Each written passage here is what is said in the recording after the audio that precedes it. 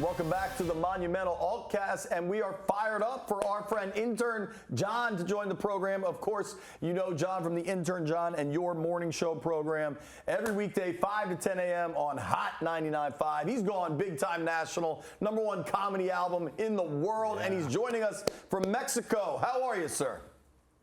Fellas, thanks for having me. Fantastic to be here. Tony P, thanks for the invite. JP, first time, long time, you know. We got to get the basics out of the way. Yeah, man. Appreciate it. And you know Jason Smith sticks. He's 7 feet tall. Yeah. Residential legend. 7-footer. And I was telling you in the break, I was like, I'm a little disappointed because you're in Mexico right now. You don't have sunburn on your face. I mean, what's going on? Are you having a good time or not? If I took my shirt off, it's like Microsoft Paint. It looked like somebody just got up all in there. It is not good right now. That Minnesota skin, fellas, is not doing well in Mexico. That brings back a lot of memories. Microsoft Paint. Oh my God! I just, The like, good that old reference, days. That just triggered a lot of my middle school memories, folks. Oh my God! Feel free to do it. I mean, this is a social night. We're just trying to go viral. So if you want to pull that shirt off, this is the right vehicle. Oh, yeah, baby. Oh, yeah. Yeah. Oh, dude, I was not expecting that. I applaud you, sir. Can we break the Hi, the internet? children. Dude, John, do you watch Wiz games? I know you're a hockey guy. I know you coach at Prep. Are you a basketball guy, too? Dude, so I've been to a couple Wiz games. I saw them play Charlotte last year, and then LaMelo wasn't playing. And I was like, I don't know what's happening. So I get like the basic concept of it, but Minnesota hockey's king, so that was always my forte, so to speak, but I'm getting into it slowly. How cool has it been for you here with the Capitals' success as you've been in town? Dude, when I was in 7th grade, I saw TJ Oshie win a state championship playing the Minnesota high school tournament. So to see him now out here, like, it's been a pretty cool full circle moment. We've had him on the show a couple times too, but Caps games, man, that's where it's at. Absolutely. And, you know, we've been talking to Tony all night about kind of his content career. For the 3 people out there that might not know about your career and how much you've moved and expanded, just tell everybody, like, how you ended up doing a Wizard show from Mexico.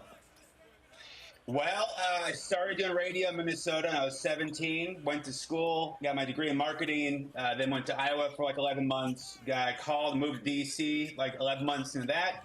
And then it's been 12 years in D.C. this last October, and then took over the show about 4 years ago, down here for a friend's wedding. Talked to Tony. I think we're happening to be intoxicated at Echo Stage, or I was at least, about doing this. And I was like, absolutely. Yep. Didn't check the schedule. I'm like, wedding, but that's fine. So here we are. No, it's funny because the story goes, we met, again, through our friend Chuck Lee, who also owns Hyde, great bar, by the way. We met at Echo, and I'll tell you, like, listening to John for all these years, I've been here for 2 years now, listening to him, getting the chance to go on with you, man, like, you're an inspiration to me, because I'm in the industry, and I'll tell you, there's a great story. For my birthday, it was coming up right around that time, and one of my heroes, of course, was Ryan Seacrest. And right on air, we're doing the show together, and I get this video, hey, there's a gift that we have for you, Tony. Do you want to hear it? I go, yeah. I'm like, I have no idea what it was. And it was a recorded video from Ryan Seacrest, thanks to this guy here. And I think it made my day. The reaction was uncanny. It was incredible. And that was just a great memory, thanks to this man right here. And again, we got connected at Echo. Everything happens at Echo. All roads lead back to Echo. It's kind of like this is Jerry's apartment in Seinfeld. And everything kind of goes back to there, you know? There you have it. Dude, are you getting in the bar business now? Do I understand that correctly? Yeah, so our friend Chuck and I and a couple other friends, we opened up Hyde Social in Clarendon's because we realized there was a need for a place where you could go have a drink with friends and actually hear the conversation without somebody spilling a drink on you or stepping on your shoes. So there's some of the inside photos. Great place to watch games. Great place to get some food and just kind of like relax. Like it's got a good vibe. So yeah, Tony's been out a couple of times. Dancing Doug Kammerer's been out there. I mean, what more do you need? You both out at the same time. Legendary. Doug's always out and about, man. He's a man on the move. So here's the difference. For Sticks and I, with young children, like the club, dancing on tables, part of my life is over, man. Like I'm working or I'm getting yelled at by a 5-year-old. Those are my 2 alternatives. Sticks, it's got to be the same. When we come to the stage and we kind of have the silence before we go on air, it's just nice to have the calm and peaceful environment. I just want to sit here in the quiet. I just want to chill out. Meditate. Intern John staying with us from Mexico. Don't go anywhere. back on the Alt-Cast, and we've got Intern John joining us from Mexico. #1 comedy album in America via Apple Music. How cool is that? John, tell us about the album, the project, how you landed as the top spot. I mean, what an incredible accomplishment. It's the dumbest story ever, but 8 years ago, I met Pete Davidson through a friend, and we were hanging out. He was doing Pete Davidson things, and I asked him if he thought I could do comedy, and he might have been a little high and goes, "You're a good guy." I'm like, "Good enough for me." And so started doing 8 years ago, raised money for the Fisher House Foundation, one of the highest rated military charities in the country. We've raised over $100,000 for them. And so recorded the album back in July. I had the worst diarrhea I've had in my entire life, where I was like laying on the ground before the shows, and my doctor's like, "You should really stop taking Pepto." I'm like, "Doc, if I overdose on Pepto, that's better than having an accident on stage recording a live album." And yeah, so we dropped the album like 2 weeks ago, went #1, which is very exciting, ahead of Weird Al. So if I ever see Weird Al, we'll be talking trash at the airport or something, you know? I think you got to choose a different verb to say you dropped the album when you explain the circumstances of the album's recording. I think we got to brainstorm on that one. I think, man. I sprayed the comedy everywhere. You know what I mean? What's it like to have your career grow like that? From Intern John to hosting the show to now the #1 comedy album in America. Man, it's crazy, but you guys get to be in the content business. It's not me. Like, it's not. There's funnier names on that list, certainly, but it's just because of the great listeners we have at Hot 99.5, and people have listened for the last 12 years or so. So I'd love to say ego-wise it's me. It's a great flex on Bumble and Tinder. But, like, it's reality. It's just, like, listeners and fans supporting. And it's for a great cause, too. Again, over $100,000 raised, which is huge. So we're very grateful.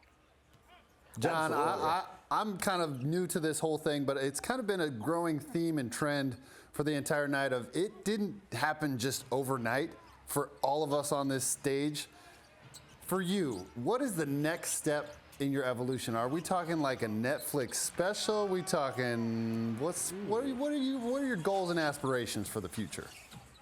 Well, my contract with iHeartRadio is up next year, so first of all, get that resigned. But I know that. I don't know. Yeah, I've just been lucky. Like, I never thought any of this would happen, so it just kind of like right now focuses on the bar. And as JP mentioned, I coach hockey at Georgetown Prep. That starts. Well, actually, trials start today, but I'll be back on Wednesday for that. So I guess it's kind of see what happens and what comes. We sold out the Warner Theater twice during COVID. We sold out a baseball stadium. And so, like, I'm trying to do a better job of, like, pausing and realizing how cool stuff is, because you guys know it's just, like, it's like it always has to be more and more. So I'm trying to, like, appreciate that kind of stuff more and see what happens. But man, I have no idea. I would never believe any of this stuff would have happened. I'm just very blessed to be here. Even like doing this with you guys is really cool too. I listen to JP every day. No big deal.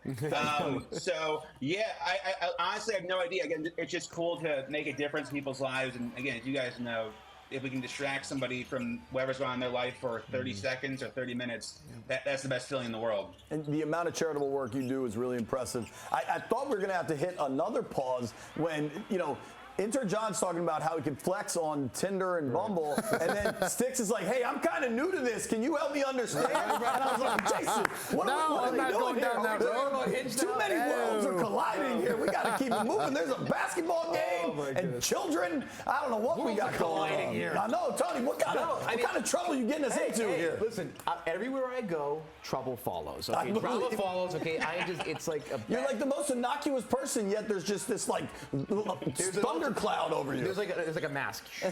An alter ego comes out, and I have to ask about the comedy album. I didn't hear about the diarrhea thing. It was really interesting. I have to ask, what was going through your head as you're doing the show? Like, are you thinking about it? Are you trying to say, "Hey, can I make a joke about this?" and try to like lean into it? Like, what was that experience like? Kind of knowing that you're kind of a little sick. Oh, yeah. So, I mean, I was sick the whole week. I knew we had 4 sold-out shows. I knew we were recording the album. If it was any other circumstance, I would have quit. The other thing is, I don't try the jokes out at all until the first show. So, like, going into, like, that, I was already dying. I'm like, there's a good chance I could bomb for an hour straight. And then it's 2 shows back-to-back, having to bomb again another hour. So it was a lot of, like, I just got to get through this and try not to die. That was, like, the whole vibe, and then listen back, I'm like, it wasn't that bad. So it might be, maybe that's my superstition is, Jordan's flu game, I just gotta get massive diarrhea before every major event. Dude, I'm in Mexico, fellas. My mom's spaghetti. Yeah, hell yeah. Mom's spaghetti. You're nervous. You got to keep going. It might have helped you Absolutely. from being nervous, though, because you clearly had to focus on something else.